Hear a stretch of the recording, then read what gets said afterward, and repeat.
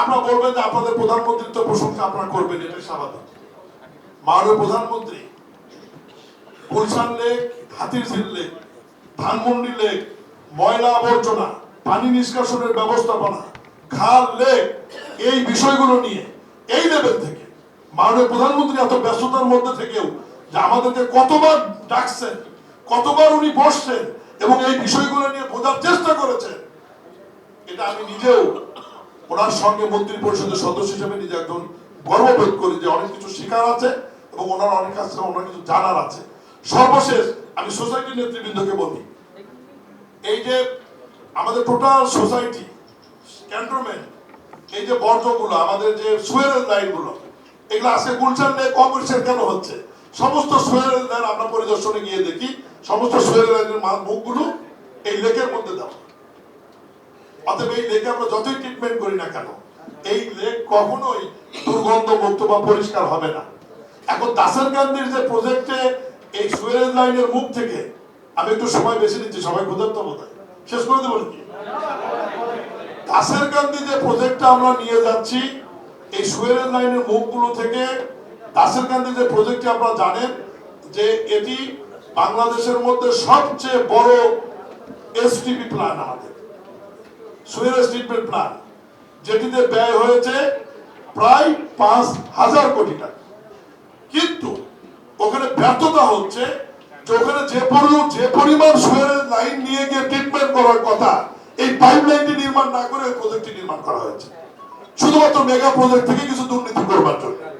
ওই প্রজেক্টটি টোটাল ওয়াসার অধীনে আমাদের চালু আছে মাত্র 30%, 30% মাত্র ওখানে আমরা সুয়েরেজ ট্রিটমেন্ট করতে পারছি, বাকি 70% ব্যবহার করতে পারছি না, বিকজ ঢাকা শহর থেকে সুয়েরেজ লাইনগুলো ট্রিটমেন্ট প্ল্যানে নিয়ে যাওয়া হয়নি। আমরা এখন চেষ্টা করছি হাতিরঝিল, গুলশান, বারিধারা এবং বনানী লেকে আপনাদের যে সুয়েরেজ লাইনগুলি আছে, এই লাইনগুলি আমরা অলরেডি ডিপিপি জমা দেওয়া হয়েছে, ওয়াসা থেকে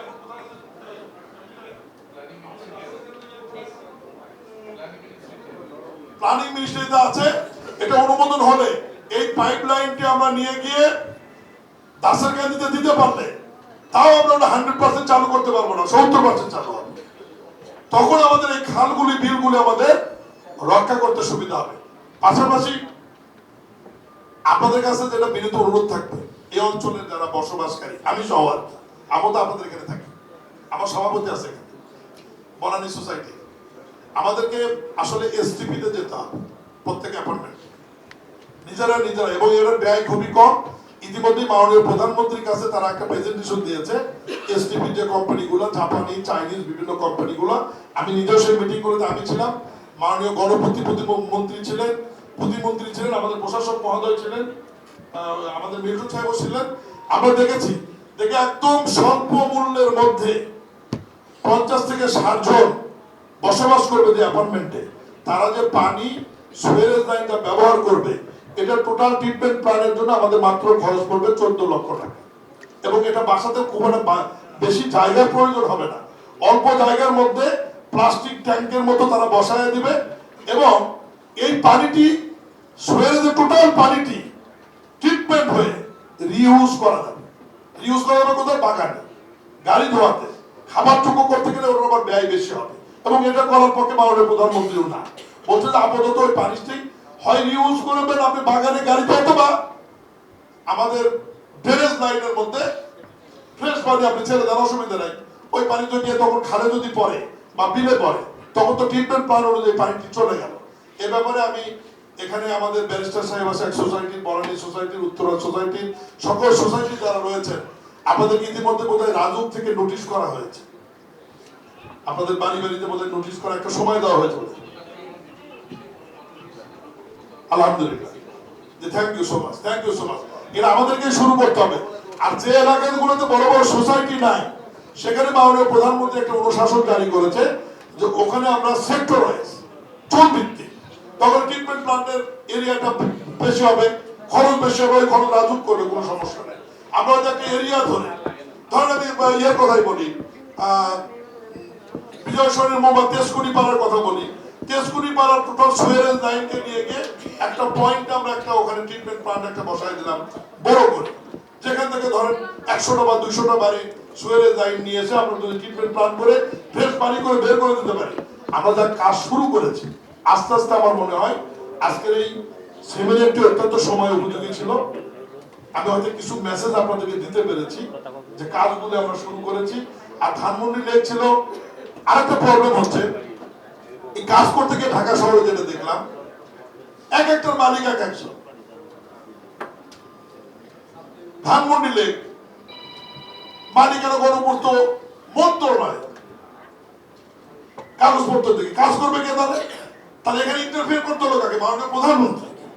মাননীয় প্রধানমন্ত্রীর নেতৃত্বে মিটিং করে রেজুলেশন করে ওনার স্বাক্ষর নিয়ে ধানমন্ডি লেক আমরা দক্ষিণ সিটির কাছে হস্তান্তর করলাম 50 বছরের জন্য, যে এই লেকটি এখন দক্ষিণ সিটি কর্পোরেশন স্লাস তুলে পরিষ্কার করে মানুষের জন্য পরিবেশ বান্ধব করে সৌন্দর্য বর্ধন করে এবং ভালো ভালো ওয়াশ ব্লক তৈরি করে যাতে এই অঞ্চলের মানুষ সকাল বিকাল দিন রাত হাঁটাচলা করতে পারে, লাইটিং করে এবং লাস্ট মাথায় গিয়ে একদম অপরিচ্ছন্ন যে জায়গাটি রয়েছে সেখানে রবীন্দ্র সরোবরের মতো একটি নজরুল সরোবর তৈরি হবে এবং ওই এলাকা আগামী 1 থেকে 1.5 বছরের মধ্যে ধানমন্ডি লোকের চেয়ারে যেতে। এরপর মাননীয় প্রধানমন্ত্রী বললেন কি হাতির ঝিল আপনার গুলশান লেক বাড়িধারা এবং বনানী লেকের সরাসরি রাজুককে দায়িত্ব দেওয়া হলো এবং সেখানে আমি নিজেও মনিটরিং করি। আপনারা দেখবেন যে খালগুলোতে পরিষ্কার পরিচ্ছন্ন কাজ চলছে, আপনারা নিজেও গিয়েছেন সোসাইটি থেকে। আমরা প্রতিনিয়ত মনিটরিং করছি যে পরিষ্কার করে অন্তত আপাতত যাতে দাসেরকান্দি লাইন না দেওয়া পর্যন্ত এসটিপি গুলো নির্মাণ না হওয়া পর্যন্ত যাতে অন্তত পক্ষে একটা মিনিমাম পরিবেশের মধ্যে আমরা এগুলো রাখতে পারি। আর সামাজিক যোগাযোগ মাধ্যমের সৌজন্যে আমরা ভালো মন্দ অনেক কিছু দেখতে পাই। আমি ঢাকা মহানগরবাসীকে বিনয়ের সাথে আগেও বলেছি এখনো বলছি, বৃষ্টিপাতের একটা লিমিটেশন যদি থাকে পানি নিষ্কাশন হয়ে যাবে, কিন্তু অতিরিক্ত যদি বৃষ্টিপাত হয় এই যে বিভিন্ন ময়লা আবর্জনার মাধ্যমে যে পানি নিষ্কাশনের পয়েন্টগুলি যখন বন্ধ হয়ে যায় তখন কিছু কিছু মোড় এলাকায় অতিরিক্ত পানি হয়ে যায়, যেটা ভিডিও করে অনেকে ছাড়ে এবং আমরা এতে বিব্রত হই। আপনারা খেয়াল করেছেন যে টানা গত কয়েকদিন বর্ষায় ইয়েতে যেটুকুই কষ্ট হয়েছে আমার মন্ত্রণালয়ের পক্ষ থেকে আমি প্রশাসকের পক্ষ থেকে নগরবাসীর কাছে দুঃখ প্রকাশ করছি, ক্ষমা চেয়ে দিচ্ছি। আপনারা ভাই আমাদেরকে একটু সহযোগিতা করবেন।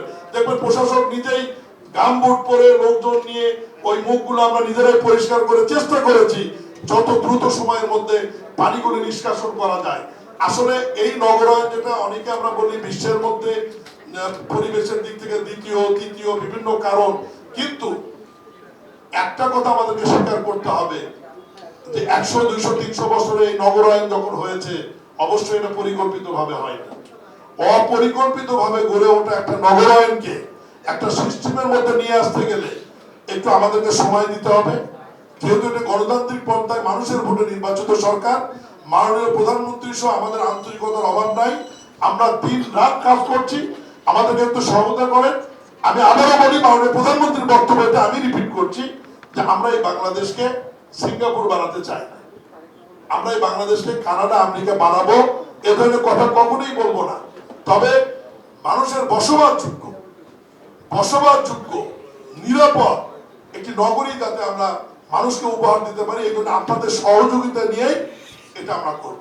আর আপনাদের মাধ্যমে অনুরোধ জানাতে চাই যত্রতত্র এই যে ময়লা ফেলানো এখান থেকে যদি আমরা একটু সরে আসতে পারি তাহলে দেখবেন যে আমাদের কাজটি অনেক সহজ হয়ে যাবে। এ ব্যাপারে আমি নগরবাসীর সহযোগিতা কামনা করছি। এইভাবে এই যে সেমিনার করে কথা বলে ঘুরে কোথাও বাধ্য করে বিভিন্ন ভাবে দেখবেন যে আস্তে আস্তে আমরা একটা সিস্টেমের মধ্যে হয়তো নগরবাসীকে নিয়ে আসতে পারবো এবং আমাদের নগরটাই আমাদেরকে সুন্দর করতে হবে। এই সুন্দর সেমিনার আয়োজন করবার জন্য ঢাকা উত্তর সিটি কর্পোরেশনকে ধন্যবাদ এবং কৃতজ্ঞতা জানাচ্ছি এবং স্টেক হোল্ডার যারা কষ্ট করে এসছেন আজকে অফিস ডে সবার কাজকর্ম ব্যবসা বাণিজ্য ফেলে শুধুমাত্র সবাই ঢাকা শহরকে ভালোবাসেন এবং ভালো চান, এই দায়িত্ববোধ থেকে যারা এসেছেন